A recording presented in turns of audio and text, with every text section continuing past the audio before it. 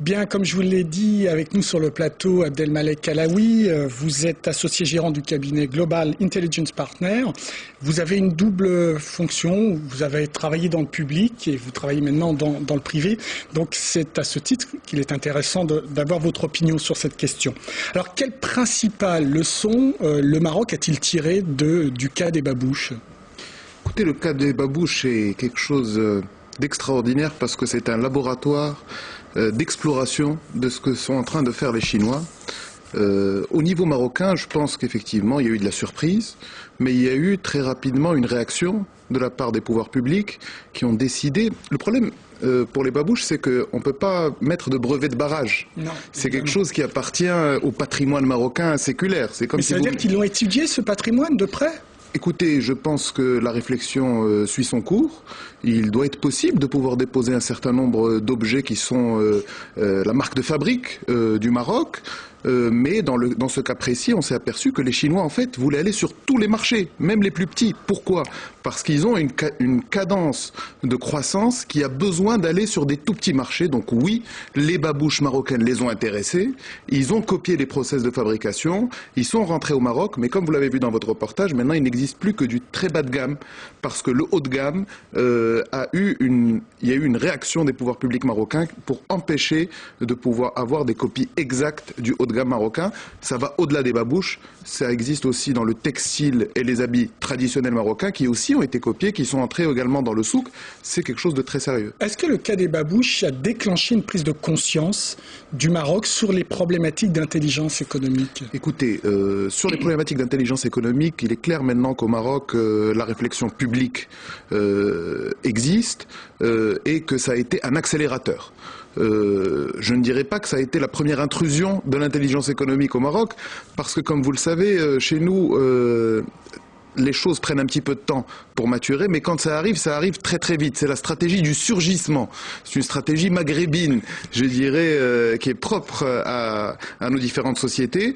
Dans le cas du Maroc, ça a permis de prendre conscience qu'il fallait impérativement protéger, avoir des hedging strategies, des stratégies qui nous permettent de nous défendre, mais également d'être plus agressifs à l'international et de pouvoir développer nos produits à l'international. Alors concrètement, ça passe par quoi cette stratégie ? Vous avez un monsieur intelligence économique comme il existe en France, un haut responsable de l'intelligence économique ? Écoutez, au Maroc, je pense que la société civile joue le rôle de précurseur. Actuellement, il y a l'AMI, l'Association marocaine d'intelligence économique, avec Driss Alaoui Mdari. Le Haut Commissariat au Plan s'est intéressé à la question dès 2005. Alain Juillet était au Maroc en 2006 pour animer... Alain Juillet, c'est le haut responsable à l'intelligence économique en France. Oui, c'est le haut responsable de l'intelligence économique en France. Il est venu au Maroc. Mais si vous voulez, je pense que le Maroc, qui a déjà un très fort tropisme français, voire parisien, doit se donner toutes les chances d'avoir un modèle d'intelligence économique unique. Et donc c'est pour ça que pour l'instant je pense que c'est à l'étude, mais il devrait y avoir quelque chose de très original qui combine à la fois le public et le privé. Et dans ce cas, votre modèle, c'est plutôt la France ou c'est plutôt le modèle anglo-saxon ? Écoutez, moi je milite pour que le Maroc il ait une stratégie pour inventer le manager marocain hybride. Celui qui sait surveiller comme les Chinois, analyser comme les Français et agir comme les Américains. Il y va de la survie de notre modèle de société dans la mondialisation. Ça passe par quoi ? Des formations ? Une sensibilisation particulière ? Comment vous allez faire ça ? Écoutez, moi je pense que dans ce domaine-là, copier c'est innover, prendre le meilleur de chacune des écoles, prendre de chez les Chinois la surveillance. Aujourd'hui, en Chine, il y a 100 000 gendarmes du net. Je pense que c'est quand même quelque chose de très important. Il faut miser sur l'innovation, miser sur la technologie. Il faut utiliser la formidable capacité d'analyse que nous ont transmise les Français, et notamment le modèle des grandes écoles. Au Maroc, actuellement, il y a l'école de gouvernance et d'économie qui est en train de se faire à Rabat en partenariat avec Sciences Po. Je pense que c'est un indicateur fort sur la volonté de la société civile et des pouvoirs publics de créer des pôles d'excellence. Et puis, il faut agir comme les anglo-saxons. Je dirais à mes compatriotes, il faut qu'on arrête de jouer à la belote et qu'on se mette un peu au poker et qu'on se mette à attaquer, à être plus agressif. Alors, on l'a vu là sur ce reportage, sur cette enquête d'Hélène Frade. On parle du port de Tangemed. Là, vous faites l'objet d'une guerre de l'information de la part des Espagnols ? Moi, je dirais que c'est une guerre de l'information en règle, mais c'est la règle du jeu. C'est le quotidien du business, quoi. Oui, c'est le quotidien du business. Je pense que la réalité est très prosaïque. Le port de Tangemed va faire 8,5 millions de containers horizon 2012. Le port d'Algeciras, il est à 4 millions de containers.